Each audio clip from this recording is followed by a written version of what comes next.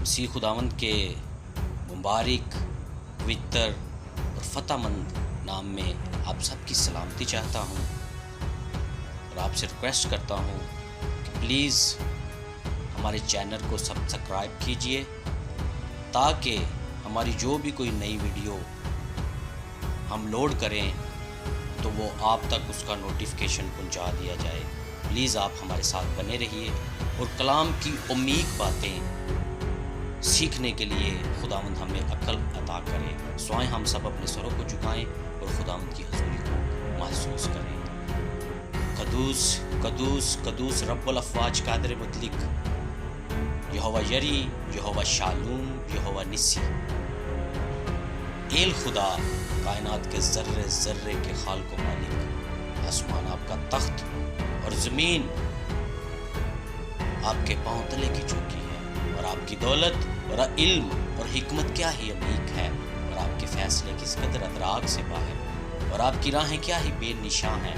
आपका शुक्र बजा लाते हैं कि आपने हमारी ज़िंदगियों, हमारे उठने बैठने चलने फिरने और हमारी रोज़मर्रा की बुरी तकालीफ, मुसीबत, दुख, परेशानी और शैतान के बुरे मंसूबों से बचा के अपने हाथों में महफूज रखा। प्यारे खुदावंद तेरा शुक्र बजा लाते हैं। प्यारे खुदावंद अपने कलाम की गहरी सी गहरी बातें, अपने कलाम की अमीक बातें हमारे जहनों पर नशी कीजिए ताकि हम इस कलाम को सीखने वाले हों और ख़ास और सबसे बढ़कर इस पर अमल करने वाले हों। ये सब कुछ मांग लेते हैं हकीकी बादशाह के हकीकी शहज़ादे अकलौते बेटे हमारे खुदावंद यीशु मसीह के वसीला से, आमीन। स्वाएं वक़्त को ना ज़ाया किए हुए हम कलाम की तरफ चलेंगे और आज हम जो सीखने वाले हैं और आज का जो हमारा टॉपिक है वो है यूहन्ना बपतिस्मा देने वाला। हमें ये देखना है कि यूहन्ना बपतिस्मा देने वाले की आज हम स्टोरी को देखेंगे कि ये कौन था और इसको बाइबल के अंदर क्या अहमियत मिली है, इसके बारे में आज हम सीखेंगे। तो मेरे साथ निकालिए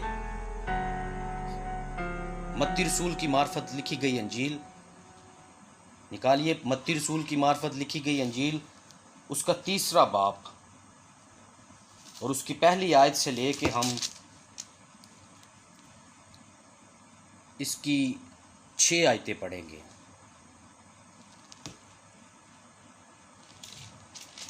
तो मेरे साथ रहिए क्योंकि कलाम जब तलावत होती है बाइबल की तो प्लीज़ उसे गौर से सुनिए क्योंकि सबसे बड़ी जो ताकत है वो इन आयतों के अंदर है। जब हम इनको गौर से पढ़ते हैं तो फिर खुदावंद हमारे दिमागों को, अक्लों को खोलता है।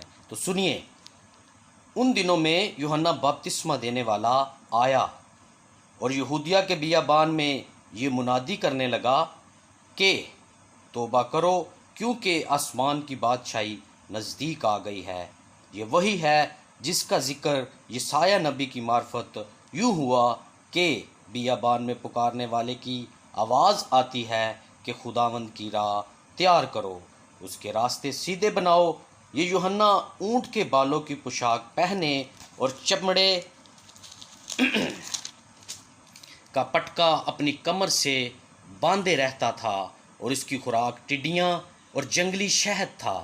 इस वक्त यरूशलेम और सारे यहूदिया और यरदन के गिरदनवा के सब लोग निकलकर उसके पास गए और अपने गुनाहों का इकरार करके दरिया यरदन में उससे बपतिस्मा लिया। खुदावंद के कलाम के पढ़े और सुने जाने पर खुदावंद का शुक्र हो, खुदावंद की बरकत हो। मसीह में मेरे अज़ीज़ों, आज जो हवाला हमने बाइबल के अंदर से पढ़ा है ये उस बियाबान में पुकारने वाले की आवाज़ है। आज हम यूहन्ना के बारे में सीखेंगे, यूहन्ना बपतिस्मा देने वाले के बारे में। हमें अक्सर डाउट रहता है हमारे लोगों को, यूहन्ना नामी 2 शख्स, यानी एक यूहन्ना रसूल है जिसने नए अहदनामा के अंदर 5 किताबें लिखी और एक यूहन्ना बपतिस्मा देने वाला बड़ा नबी है जिसने किताब तो कोई नहीं लिखी, लेकिन ये सिर्फ़ खुदावंद की राहें सीधा करने वाला एक हलीम शख्स था। मैं आपको इसकी स्टोरी के बारे में बताना चाहता हूँ कि इसकी पैदाइश कैसे हुई। इसकी पैदाइश ऐसे हुई कि अगर आप लूका की किताब का स्टार्ट में ज़िक्र इसका सुन सकते हैं, लूका रसूल की मार्फत लिखी गई अंजील में, उसमें सारा ज़िक्र है इसके बारे में कि इसका बाप जो था वो अबिया काहिन के फरीक में से था। कहाँ से था? अबिया काहिन के फरीक में से था। और ये खुदावंद के घर में जाया करता था, खुदावंद का काहिन था, और अपने दस्तूर के मुताबिक ये हैकल में गया, जो इसका टाइम टेबल था, और इसको मौका मिला कि ये क्या करे कि ये खुदावंद के घर के अंदर वो चिराग जो है उसका धुआं जो उड़ाते हैं वो उड़ाए। मसीह में मेरे अज़ीज़ो, इसको उस मुक़द्दस के अंदर जा गया तो इसने क्या देखा कि खुदावंद का एक फ़रिश्ता, इसका नाम ज़िक्रिया था, जो यूहन्ना का बाप था वो ज़िक्रिया का नाम से था। तो मैं आपको बताना चाहता हूँ, जब ये वहाँ मुक़द्दस के पास अंदर गया तो वहाँ एक फ़रिश्ता इसको मिला, और उस फ़रिश्ते ने क्या बोला, एकदम ये डर गया, ये घबरा गया कि खुदावंद का फ़रिश्ता। आपको पता है कि खुदावंद का फ़रिश्ता जिन लोगों के लिए आए वो स्पेशल लोग हुए हैं। मैं आपको बताना चाहता हूँ कि खुदावंद का फ़रिश्ता इसके पास आया और इसने कहा कि तेरे यहाँ बेटा होगा और तू उसका नाम क्या रखना? यूहन्ना रखना। लेकिन इसने उसकी बात का यकीन ना किया और उसी वक़्त ये बहरा हो गया, मुँह से बोल ना पाया। मसीह में मेरे अज़ीज़ों, जब ये बाहर आया तो क्या हुआ, लोग इससे पूछने लगे कि अंदर क्या हुआ है, तो ये कुछ बता ना सका, बल्कि इसकी ज़बान जो है वो चुप हो गई, ये बहरा हो गया। मैं आपको बताना चाहता हूँ, जब ऐन वक्त पे जब अपने घर गया, क्योंकि जब अपने घर गया तो वहाँ जब अपनी बीवी के पास गया तो फिर क्या हुआ कि वो हामला हुई। इसकी बीवी का नाम अलिशबा था। आपको पता है वो हारून के घराने में से थी। किसके घराने में से थी? काहिन हारून जो था, आपको जानते हैं, मूसा का भाई था, जो लावी घराने से हैं, जो हैकल का सारा काम जो थे उनके सुपुर्द था। कहनों का फ़िरका उसके अंदर से निकला है। ये अलिशबा भी उसी घराने में से थी। ये मुबारक थे। और बाइबल में इन दोनों के बारे में लिखा है कि ये दोनों पवित्र पाक थे। ये खुदावंद के घर में हर वक्त दुआ में मसरूफ़ रहा करते थे।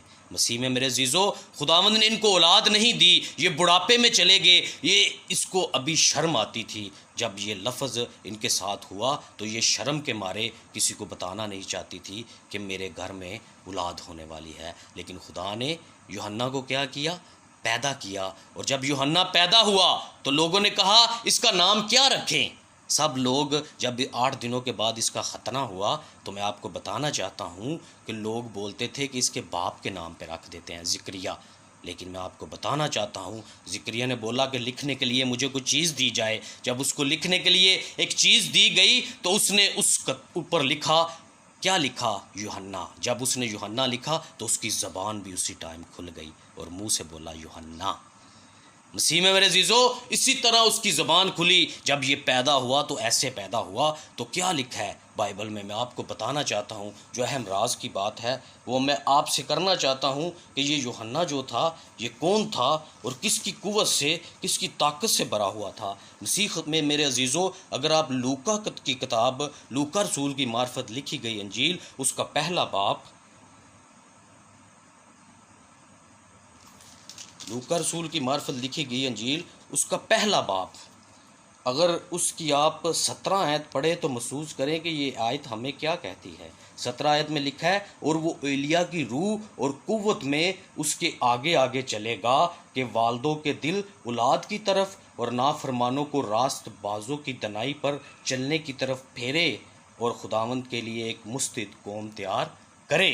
ये जो आयत है ये यूहन्ना के लिए है। और यूहन्ना के बारे में क्या लिखा है कि वो एलिया की रूह और कुव्वत में। ये बड़ी गहरी बात है। मैं आपको बताना चाहता हूँ कि यीशु मसीह खुद भी इकरार करते थे कि एलिया कौन है। यूहन्ना के बारे में कहते थे कि यूहन्ना एलिया है। मसीह में मेरे अज़ीज़ों, उसके अंदर जो कुव्वत थी, उसके अंदर जो रूह थी, ये बाइबल कहती है कि वो एलिया की थी। मैं आपको बताना चाहता हूँ, वो जिस्मानी तरीके से तो पैदा हुआ, लेकिन रूहानी तरीके से उसके अंदर उसकी रूह थी और कुव्वत थी। मैं आपको बताना चाहता हूँ कि उसके अंदर हलीमी थी। क्या थी? हलीमी थी। एक स्पेशल बंदा, जब खुदावंद ने आसमान से फरिश्ते को भेजा कि वो शख्स पैदा हो, लेकिन उसने अपनी ज़िंदगी एक बियाबान में गुजार दी, एक हलीमी की ज़िंदगी गुजारी। वो उसकी खुराक जो थी जंगली शहद थी और वो टिड्डियाँ खाया करता था और चमड़े का पटका पहने हुए रहता था। मैं आपको बताना चाहता हूँ वो आवाज़ें लगा लगा कर ये कहता था कि बियाबान में कि सब खुदावंद की राह क्या करो, सीधी करो, सब घाटियाँ ढाई जाएंगी, सब सीधे हो जाओ, क्योंकि खुदावंद खुदा के आने का वक्त हो गया है। वाह उस यूहन्ना की शान का जो मेरे मसीहा का राह सीधा कर रहा था। जब मसीहा चलता था तो उसके रास्तों के आगे आगे वो सफाई करता जाता था, उसके आगे आगे जितनी चीज़ें होनी थी उन्होंने उस चीज़ को, उस रास्ते को बिल्कुल साफ बनाया ताकि मेरा मसीहा उस रास्ते पे आराम से चल सके। वो उसकी राह था मेरे मसीहा के लिए। वो आगे आगे क्या चलने वाली एक राह था मेरे मसीहा के लिए। और मसीह खुदावंद ने उसके बारे में क्या कहा, मैं आपको बताना चाहता हूँ कि एक वक्त यूहन्ना कैद खाना के अंदर था। कहाँ था? उसको पकड़वा दिया गया था। जब यीशु मसीह मुनादी कर रहे थे तो वो कैद खाना के अंदर था। और पकड़वाया क्यों गया था ये भी मैं आपको बताने लगा हूँ। पहले मैं आपको बताता हूँ कि जब वो कैद खाना के अंदर था तो क्या हुआ, उसने अपने 2 शागिर्दों को यीशु मसीह के पास भेजा। जब यीशु मसीह के पास भेजा तो उनसे दरियाफ्त करवाया कि वाकई मसीह तू ही है, कि हम किसी और की राह देखें। लेकिन मसीह खुदावंद ने आगे क्या जवाब दिया? मसीह खुदावंद ने कोई जवाब नहीं दिया। मसीह खुदावंद ने बस यही कहा कि उन्होंने क्या देखा कि लंगड़े चलते, मुर्दे जो हैं वो ज़िंदा होते हैं, और हर वो जो बुरा बंदा है वो सीधा किया जाता है। ये चीज़ें उन्होंने अपनी आंखों से देखी। और मसीह खुदावंद ने कहा कि ये जाकर बयान कर दे कि वहाँ पर ऐसा हो रहा है, और यही मसीहा है। मसीह में मेरे अज़ीज़ों, मैं आपको बताना चाहता हूँ, जब वो शागिर्द वहाँ से गए तो मसीह खुदावंद ने सब लोगों को इकट्ठा करके स्पेशल एक बात बोली। क्या बोला? यूहन्ना के बारे में क्या बोला? मैं आपको बताना चाहता हूँ कि यूहन्ना के बारे में क्या बोला खुदावंद खुदा ने। सुनिए ज़रा मेरे साथ और मेरे साथ बने रहिए। आपको आज मैं बताना चाहता हूँ कि यूहन्ना कितना बड़ा नबी है और खुदावंद यीशु मसीह उसके बारे में क्या कहना चाहते हैं। तो सुनिए मेरे साथ यूहन्ना के बारे में खुदावंद खुदा क्या कहता है।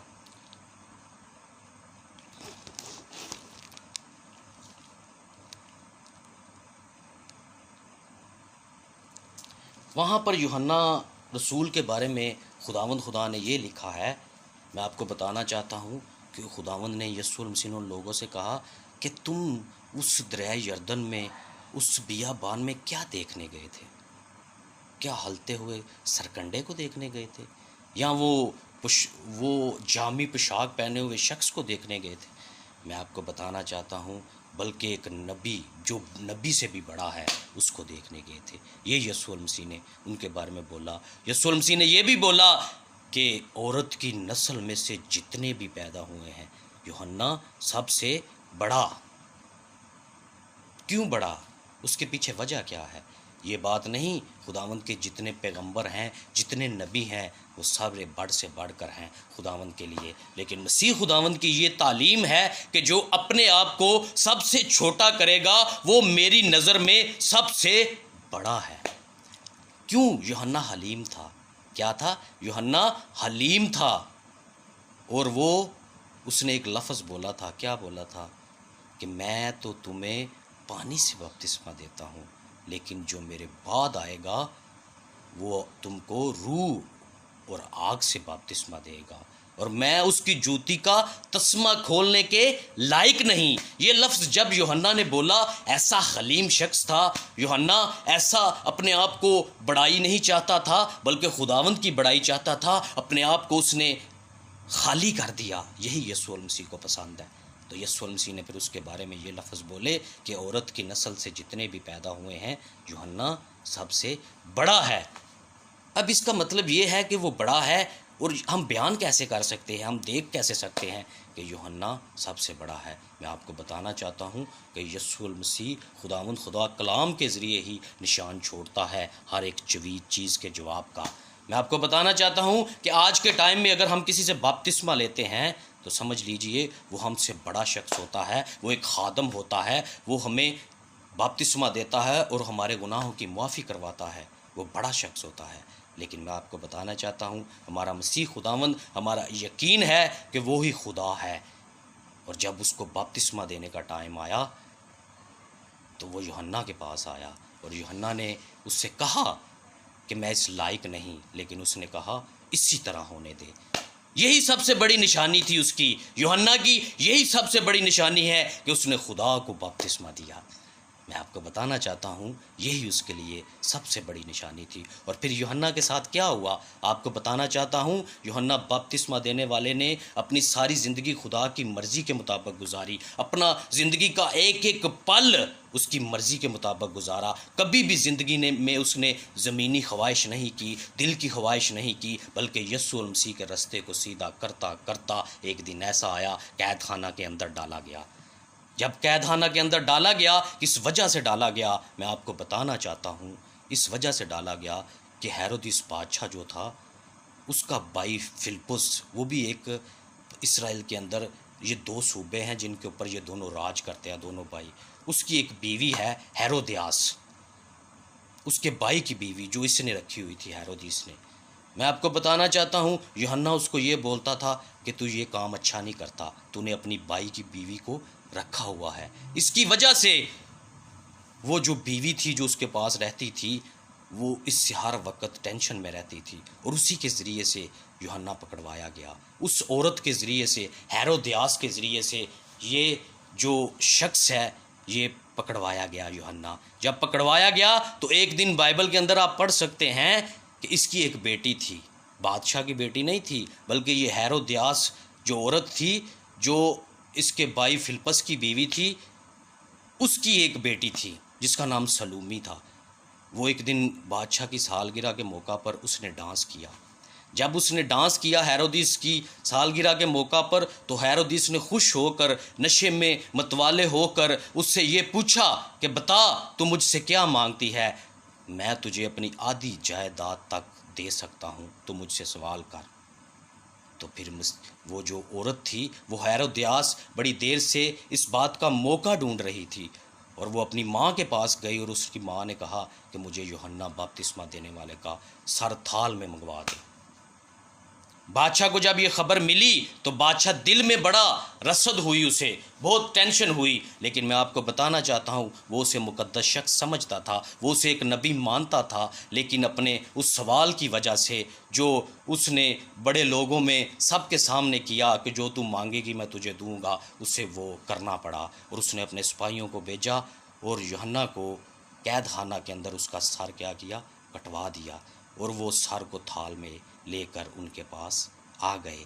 ये है यूहन्ना। यूहन्ना ने अपनी सारी ज़िंदगी में आखिरी सांस तक पीछे मुड़ के नहीं देखा, बल्कि खुदावंद के हुक्म को मुकम्मल किया, उसकी बातों को मुकम्मल किया, उसकी खातर अपनी जान दी। हमें भी इसी तरह चाहिए कि हम उसकी तरह अब उसके पीछे अपनी जान देने वाले हों। मैं आपको बताना चाहता हूँ आखिरी लफ्ज़ ज़रूर सुनिए, यूहन्ना बपतिस्मा देने वाले के साथ क्या हुआ। यूहन्ना वो है जब यस्सु मसीह सलीब पर थे, तो पता है आपको मैं बताना चाहता हूँ कि ज़लज़ला आया और मुक़द्दस रूहें कब्रों से बाहर आईं जिनको खुदावंद खुदा अपने साथ ले गया। मैं आपको बताना चाहता हूँ उन मुक़द्दस रूहों के अंदर इस यूहन्ना की रूह भी थी और यूहन्ना का जिस्म भी था, क्योंकि ये जिस्मों से ज़िंदा हुए हैं, अपनी हड्डियों समेत ज़िंदा हुए हैं। ये खाली रूह के ज़रिए से ज़िंदा नहीं हुए बल्कि जिस्म लेकर ज़िंदा हुए हैं। बहुत से लोगों ने अपनी आंखों से इनको देखा है, ये जिस्मों समेत ज़िंदा हुए हैं। मैं आपको बताना चाहता हूँ कि यूहन्ना वो मुबारक है जो सबसे मुक़द्दसों में सबसे कम उम्र कब्र के अंदर रहा। ये तकरीबन 1.5-2 साल कब्र के अंदर रहा, और जब खुदा को सलीब दिया गया तो खुदावंद के साथ ज़िंदा कर दिया गया और आसमान पर उसके साथ चला गया। ये है जब खुदा पर इंसान पूरा तवक्कल करता है, पूरे दिल से उसके साथ चलता है, उसकी खातर अपनी जान देता है, तो फिर वो अपने मुक़द्दसों के लिए क्या करता है, वो उनको अधूरा नहीं छोड़ता। वो बोलता है मैं तुमको यतीम नहीं छोड़ूंगा। वो अपने मुक़द्दसों से उससे बढ़कर फिर बदला देता है। वो उनकी जिस्मों को, उनकी रूहों को अपने साथ ले गया और हमेशा की ज़िंदगी के लिए, जहाँ कभी मौत नहीं होगी, जहाँ कभी गुनाह नहीं होगा, जहाँ कभी शैतान नहीं होगा, वहाँ ले जाएगा। हमें भी ज़रूरत है कि हम ज़िंदगी में हलीम हों और हमेशा उसकी बातों पर अमल करने वाले हों। खुदावंद आज के कलाम के वसीला से हम सबको बरकत दे, और मेरी बात को गौर कीजिए, प्लीज़ हमारे साथ बने रहिए और कोशिश कीजिए कि हम दोबारा जो आपसे मिलें तो प्यारे ज़्यादा लोगों के साथ मिलने वाले हों। खुदावंद सबको बरकत दे। आमीन।